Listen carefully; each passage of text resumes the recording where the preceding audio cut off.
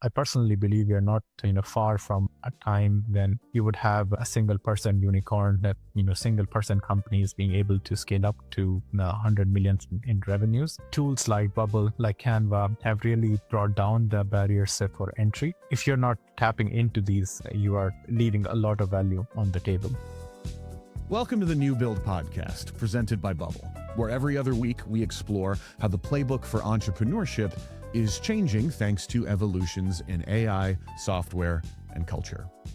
My name is Abhinav Narayan. I'm a video producer at Bubble, and for today's episode, I spoke with Vi Singh, who co-founded Turing, an education streaming platform with shows for everyday people interested in complex science and technology concepts. What's especially cool about their story is at the time that we recorded, they had already built an audience of over 40,000 subscribers in less than a year using YouTube.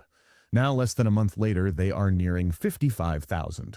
I spoke with Vi to learn more about how they leveraged channels like YouTube to grow their own platform's user base, as well as the tools he used to build his business, all while working full-time and raising his newborn daughter. Stay tuned for some Bubble updates at the end of the episode, as well as a short special segment that might help you level up your developer skills. But for now, let's dive into my conversation with Vi. Thanks, Abhinav, for having me. So my name is Vi. I'm the co-founder and the CEO of the Turing App.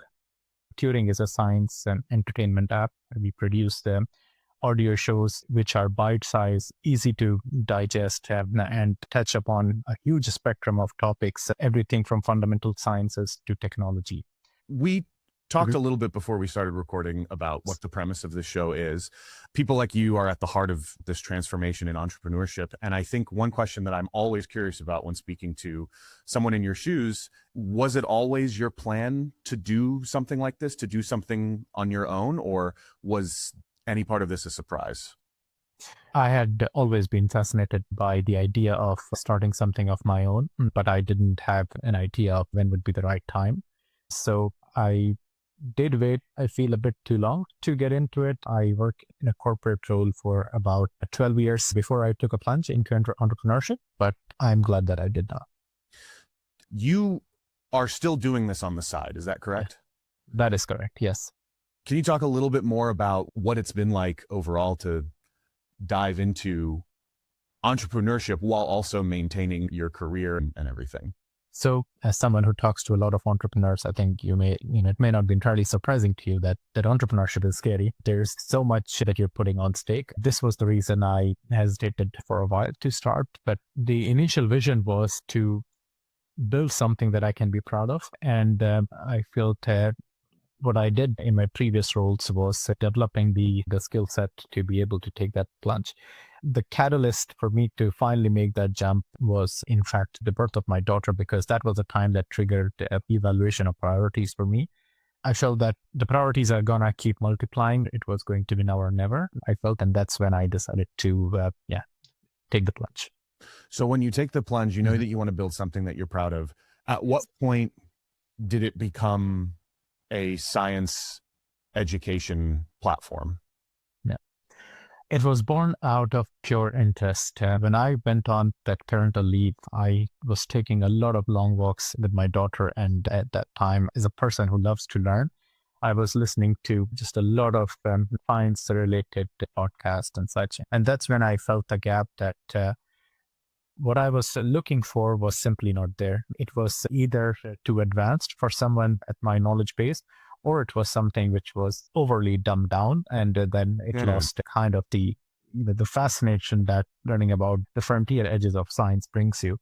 So this is where the idea was born, to start something in between, which is not purely academic. It's meant for people who just love to learn something new. The idea was to make it simple enough without dumbing it down. We explain it in everyday language so anyone can follow it. Where did the name Turing come from? I have an idea of where it comes, but yes. I'd be curious to hear the story.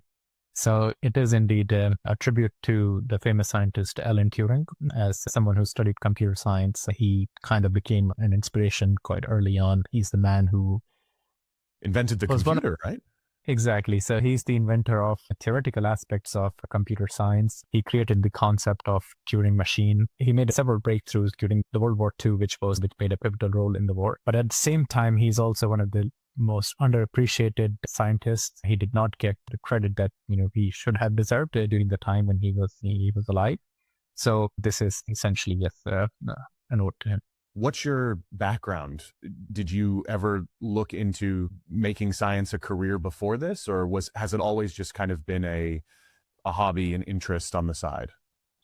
It was very strong passion during my high school, my university days. And I did my schooling with a focus on engineering and computer science. And at that time, I got pulled into finance, more from a job security and just the what you can call kind of a golden handcuffs point of view. It was a safe career, stable career, promised a life of certainty, and someone who comes from a family which didn't have a lot growing up, that felt more valuable than taking a big risk. Sure. When I felt that I could trade some of the job security and everything that my previous roles were bringing me, the joy of pursuing your passion, I decided to make the switch. So I made two big decisions in the last year. One, that I would pursue this interest. And secondly, I used to be a strategy consultant working with Fortune 500 companies with a focus on mergers and acquisitions. It was a very interesting work, but it gets monotonous eventually. So now I'm the head of strategy at one of Europe's biggest space services firms. Very cool. And it's really the flexibility of tools like Bubble that makes it possible for me to balance both. And yeah. That's awesome. That's exactly what we love to hear.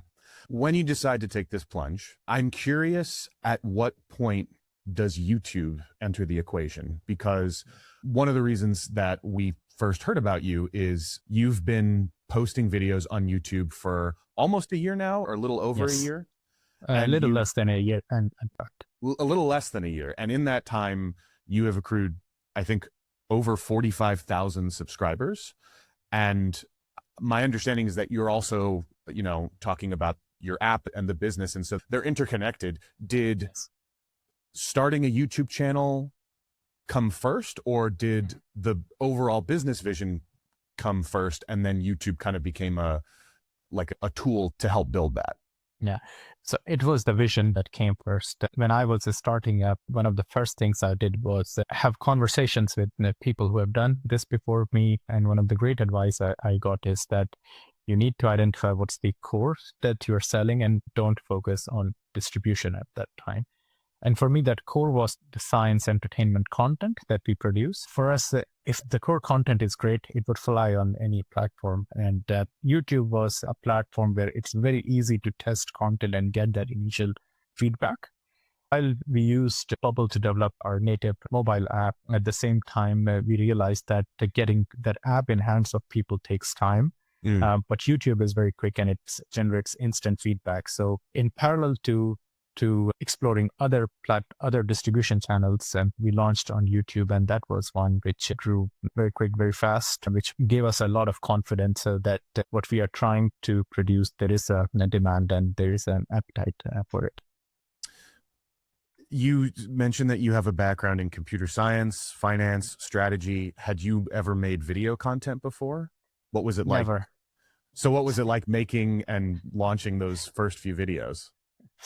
I had never done, video or any kind of content creation for that matter. I consider myself really at the starting point when it comes to producing any kind of media. Even in engineering, I had the terrible skills when it comes to anything related to art. So I'm not an artist. As an entrepreneur, when you start doing something, you have to put up many hats. And one of the hats that, yes, I had to put on was to create content. And the way I did it is with the help of some of the easy to use tools like Canva. If you look at some of our initial content, you will see that we have come a long way from it. But I was fine with it because for me, again, the core of what we were trying to do was the explanation, was the audio behind it. Video was a means to make it easy to digest it. I mean, high school students can make it better than me, but we were trying to live with that. What was the learning process like as you started putting videos out there, is there feedback that's coming in, or is there a lack of feedback and you need to start hunting and doing research to see like what are the levers we need to improve our videos? This was an eye-opening experience when we first starting putting it out there, and we got it really like helped us shift our thinking. So when we started, we were trying to explain concepts, but we were still quite technical. And some of the initial feedback that we got was how we can simplify it even further. So based on that initial feedback, we reduced the length of each of the shows that we were producing. We made it even simpler to follow on. We made it easier for people to discover from YouTube being the channel through which we put ourselves out there. But then we funnel the users who are interested in back to our platform. We improved that over a period of time.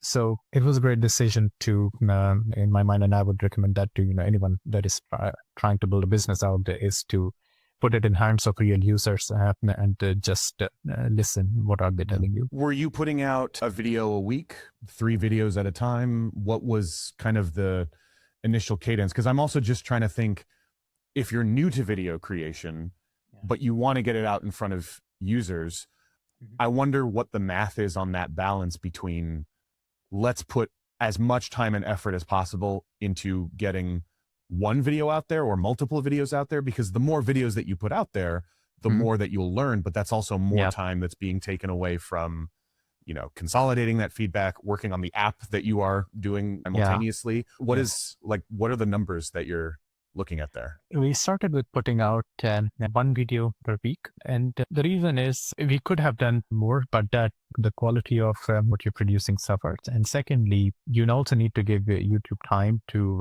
test out your video and push if it resonates with audience. We're very flexible in how frequently we post. And if something does well, maybe you're fine to pause and then let it run its course before we go on. And that use that time to focus on other parts of building a business, things like exploring other channels and just talking to the customers. So, I wouldn't advise, I know there are creators much bigger than us, much more successful than us, who already plan their content a year in advance. It could work out for them, but at least in my opinion, when you are a small team and trying to build a business, which I think in the age of AI, you can very much do, the flexibility is the key. You need to read the signs and react to it. When did you feel like you had caught on to something? When did the momentum start to actually feel real and tangible? So one of the first topics that we started with was something called the theory of special relativity in physics.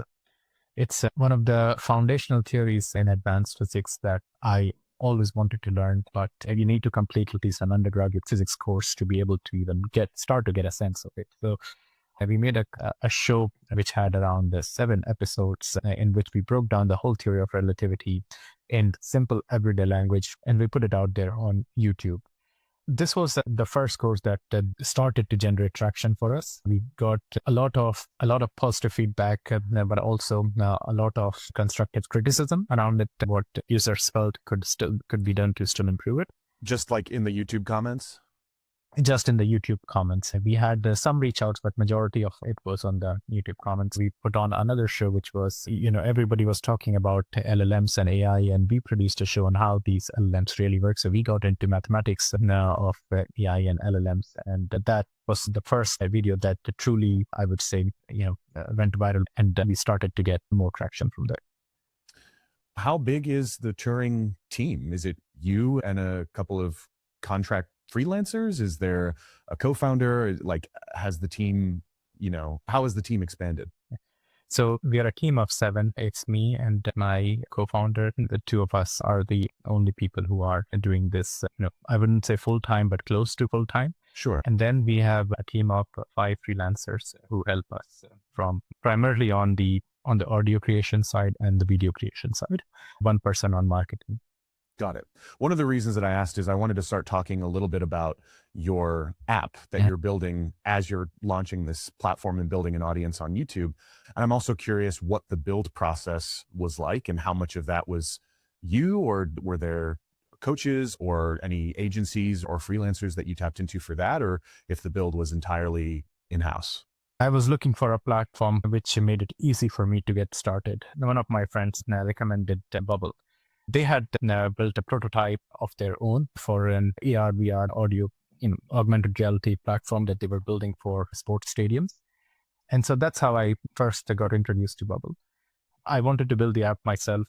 I wanted something which is powerful enough or which is easy to get started with.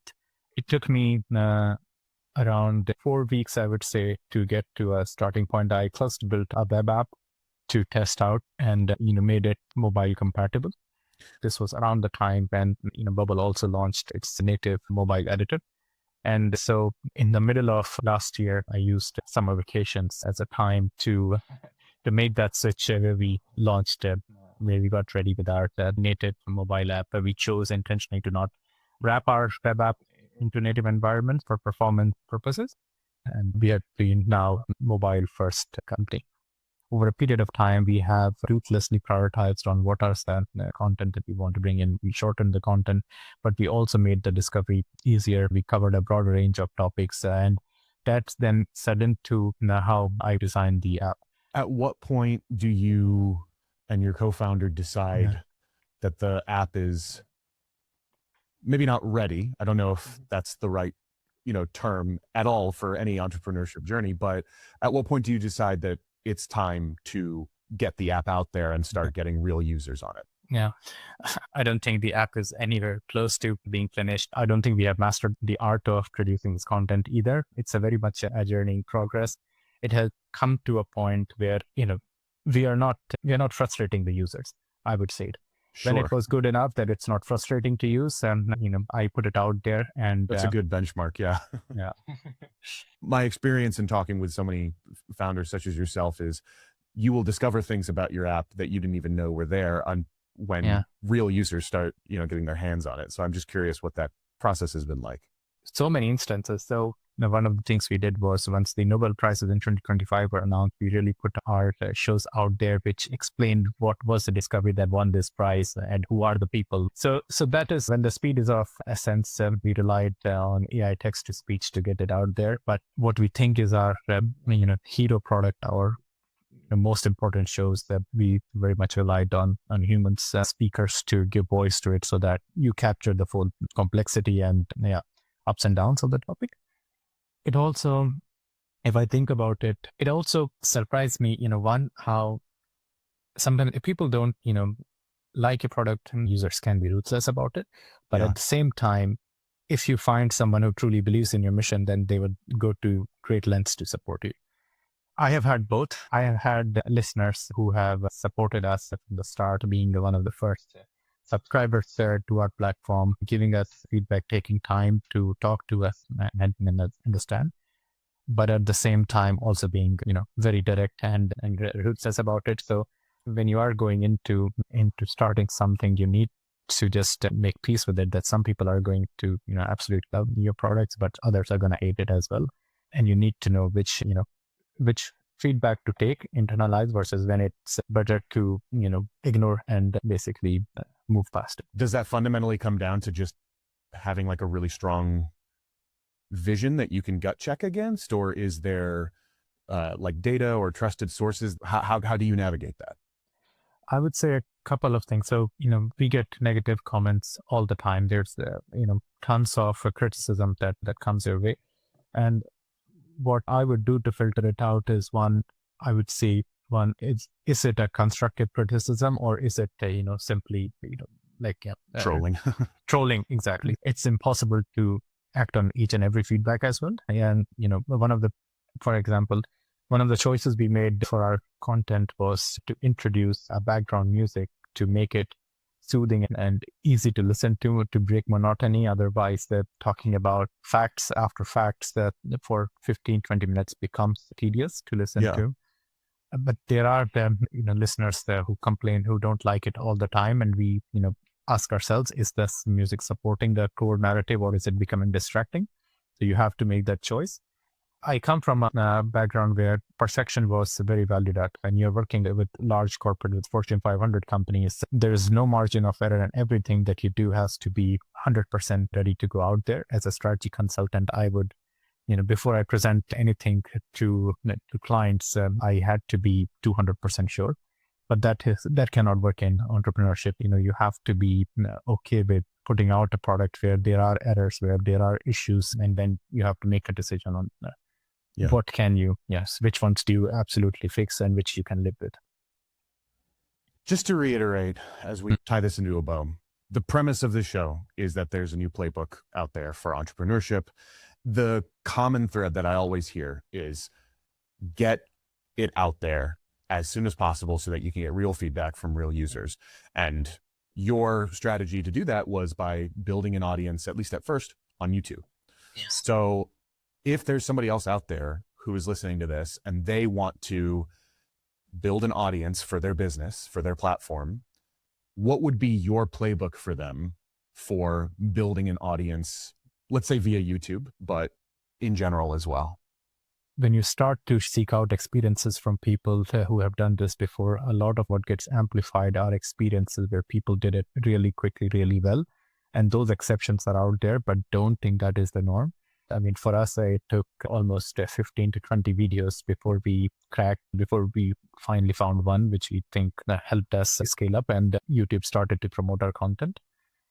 So it is hard work, and don't be demoralized. The second thing I would say is really invest time in finding the right people who can help you with. I was trying to do a lot by myself. And, when I was trying to grow my team, I found some people who are truly invaluable, but at the same time, I've also had experiences and we didn't invest some time in properly screening someone, and they ended up being a drag on the team. So find who is the right person to collaborate for you. I feel that, the tools like Bubble, like Canva have really brought down the barriers for entry to creators out there, and it has both its pros and cons. You have to, if you're not tapping into these, you are, leaving a lot of value on the table. I personally believe we are not, far from a time when you would have a single person unicorn that, single person companies being able to scale up to 100 millions in revenues. The great unlock that has been tools like Canva, tools like Bubble, is that how much you can achieve and how much you can do as a single person. You can have a full-time role, something that interests you, something that you do. You don't have to let go of it to pursue your entrepreneurship dream. It's totally possible, and it's ultimately comes to ruthless prioritization. How much can you automate? How much help can you get from all that is out there?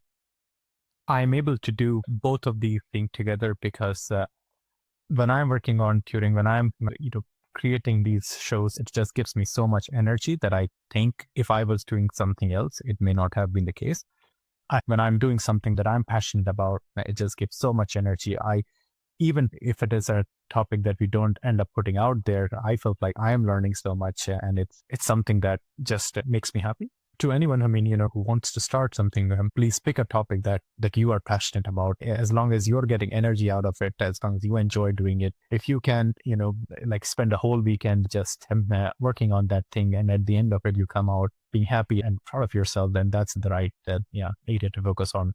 Cool. I'd love to just run you through a quick rapid fire series of questions. So my first question, I'm especially curious because of your background versus your passion for science. What did you want to be when you grew up? I wanted to be an astronaut. And this was the reason when an opportunity came in for me to work with one of Sweden's biggest space services companies, I could not say no. And I absolutely love my role. I absolutely love the people I work with. And that's why I want to do it in parallel to pursuing Turing. It's, those two passions of mine that I think can work very well together. So yes. Absolutely. Best of both worlds. When you're sitting down to work on the app, what are 3 things that you need to have with you? I would like to have a Diet Coke. It's my choice of caffeine to help me going. I would need a dark room because that helps me focus. It just puts what's important in front of me. Sure. And I would like some music to essentially drown out everything else in the background and help me focus. Do you have a go-to style of music? I like to go for instrumental. Sure. Next question is kind of a hot take question. What is something that you think other entrepreneurs are not paying enough attention to? It's what Jensen Huang had said very well a couple of months ago, is that AI will not replace human, but a human with AI would definitely replace a human without AI. And it amazes me that just how much you are able to accomplish if you tap into the full potential of artificial intelligence. I'm experiencing it firsthand. I would not be able to manage both my day-to-day role as well as my passion with Turing. It's only possible because we aggressively use AI to automate tasks, to do our research where we can. And yes, this is what I would urge everyone to really pay attention to. Kind of a perfect segue into my next question. As AI helps us do more and more things, what is one skill that you think people still need to be good at? I think the output of AI is only as good as the input that you give to it. Right? When my kid grows up, I would hope that by that time we really have the core skill of prompt engineering being incorporated in the school curriculums, or everybody learning about it. We already see, AI-driven rounds being incorporated into the interview processes. Consulting firms like McKinsey, they are now doing interviews where you have to make AI your primary tool and solve a problem to see essentially how good you are at tapping into the power of this tool.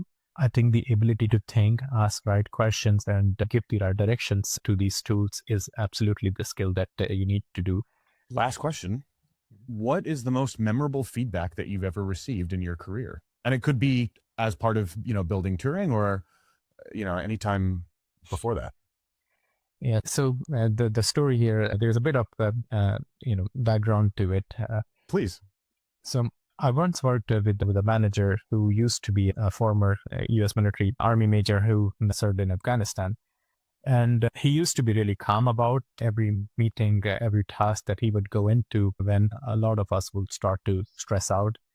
So one day I asked him about it, and he told me that he actually had a bullet which is just a few inches away from his heart, and it is so deep in that it cannot be taken out. It's like too risky to take it out by operation. So they had to leave it in because it was not lethal for him, but he had to now carry a certificate that there's a bullet inside him every time he goes to an airport, because it always beeps for him. He said this, that when you start to stress out about things, remember that there's very few instances where if you don't do it right, that somebody's going to die.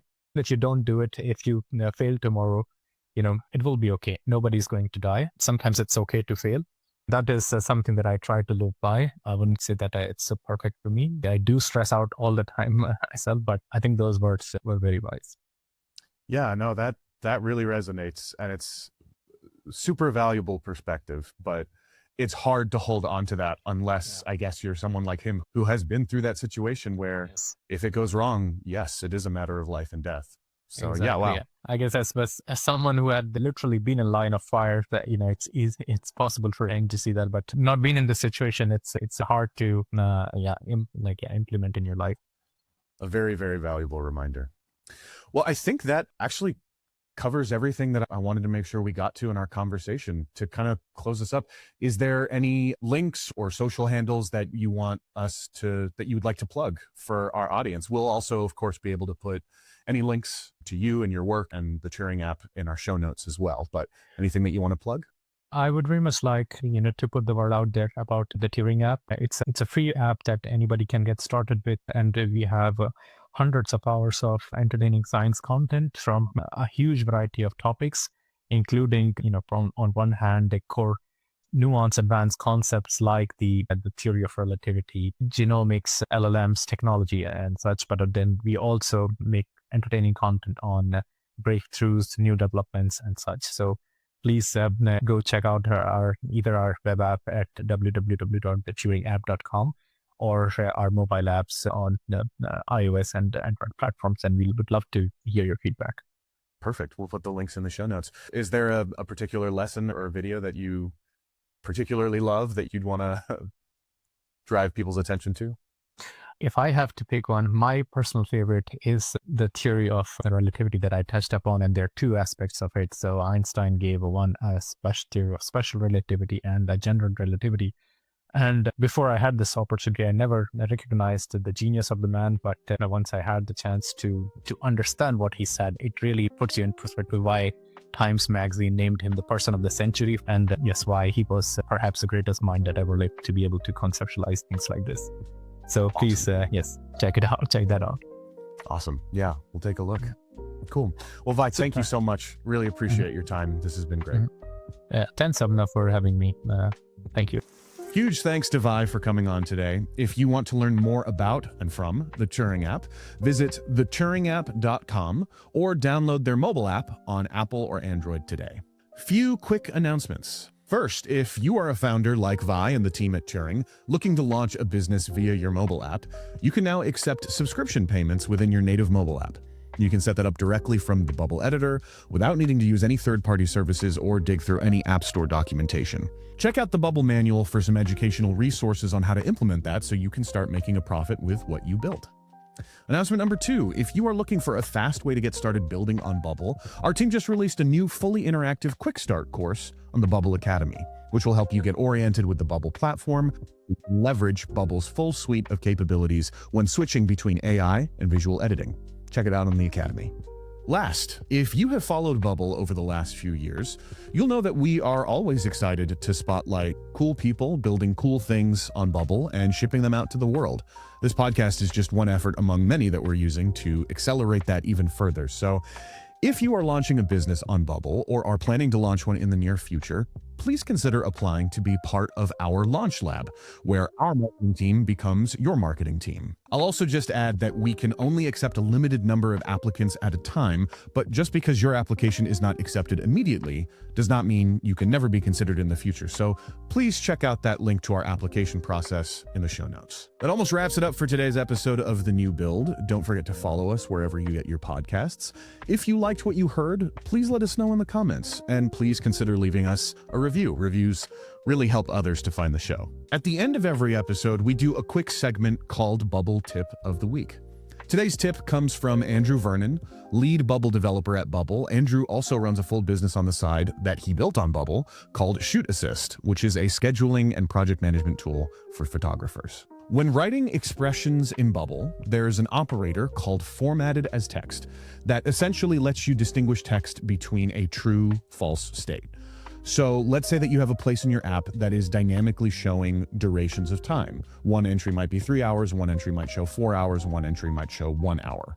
In your text element, you could start with one dynamic expression that first displays the number of hours, hit space, and then write a second dynamic expression that checks if there is more than 1 hour on that data entry, formatted as text. This will literally let you define, if true, there is more than 1 hour, display hours, plural.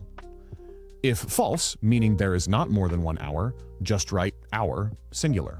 Now your text element will dynamically change it up in real time in accordance with your data. A little faster and a little more lightweight than writing a full conditional statement. If anyone listening has a tip that they'd like to submit, please feel free to do so, either by commenting under this video on YouTube or leaving your top builder's tip, trick, or shortcut in a review of this podcast. So thanks for today's tip, Andrew, and thank you everyone else for listening. We will catch you in the next episode.